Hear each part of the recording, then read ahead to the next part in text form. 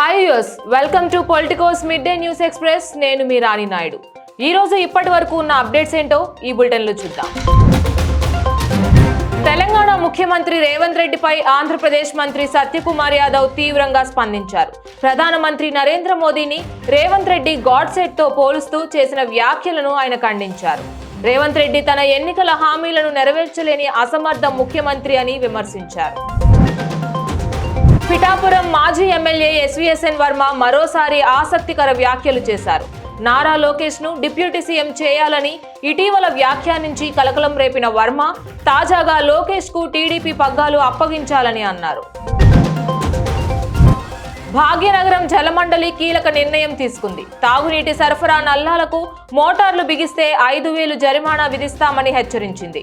మోటార్ను seize చేయడంతో పాటు నల్లా నీటి కనెక్షన్ కూడా రద్దు చేస్తామని అధికారులు హెచ్చరించారు.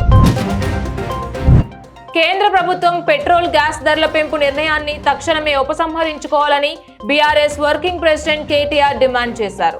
ఇంధన ధరల పెరుగుదల సామాన్య ప్రజల జీవనాన్ని దుర్భరం చేసిందన్నారు. పాకిస్తాన్ వంటి దేశాలతో పోలిస్తే మన దేశంలోనే పెట్రోల్ ధరలు అధికంగా ఉన్నాయన్నారు.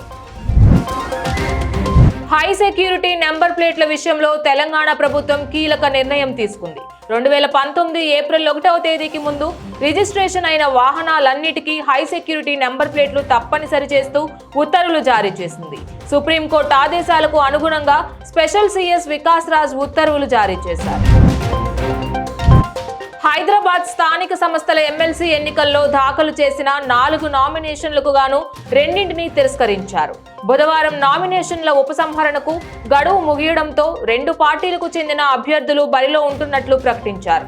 దీంతో బీజేపీ నుంచి గౌతమ్ రావు, మజ్లిస్ పార్టీ నుంచి మీర్జా రియాజ్ ఉల్ హసన్ ఎఫ్ఎండి బరిలో ఉన్నారు. అమెరికా చైనా దేశాల మధ్య వాణిజ్య యుద్ధం మరింత ముదిరింది. చైనాపై మరోసారి 50% అదనపు సుంకాలు అమెరికా విధించింది. దీనికి కౌంటర్గా అమెరికా వస్తువులపై ప్రస్తుతం ఉన్న 34% సుంకాన్ని 84%కి పెంచుతున్నట్లు చైనా ప్రకటించింది. ప్రపంచవ్యాప్తంగా పరస్పర సుంకాల విషయంలో ట్రంప్ వెనుకడుగు వేశారు. చైనా మినహా అన్ని దేశాలపై పరస్పర సుంకాలను 90 రోజుల పాటు వాయిదా వేసినట్లు ప్రకటించారు. మార్కెట్లలో ఒడిదుడుకులు, వివిధ దేశాల నుండి వచ్చిన ఆందోళన నేపథ్యంలో ఈ నిర్ణయం తీసుకున్నారు. ఈ సీజన్లో చెరో 3 విజయాలతో జోరు మీదున్న royal Challengers Bengaluru, Delhi Capitals కీలక పోరుకు రెడీ అయ్యాయి.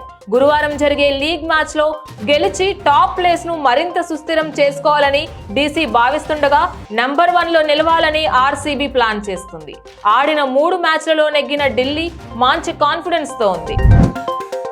సుంకాలను వెనక్కి తీసుకుంటున్నట్లు ట్రంప్ ప్రకటించడంతో అమెరికా మార్కెట్లు రికార్డ్ స్థాయిలో లాభాలను ఆర్జించగా ఆసియా మార్కెట్లు కూడా గురువారం రాణిస్తున్నాయి.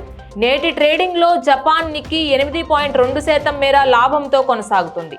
అటు ఆస్ట్రేలియా ఏఎస్ఎక్స్ 4.7%, దక్షిణ కొరియా కేస్పీ 4.9%, హాంకాంగ్ హాంగ్ సెంగ్ సూచీ 2.8% మేర పెరిగాయి.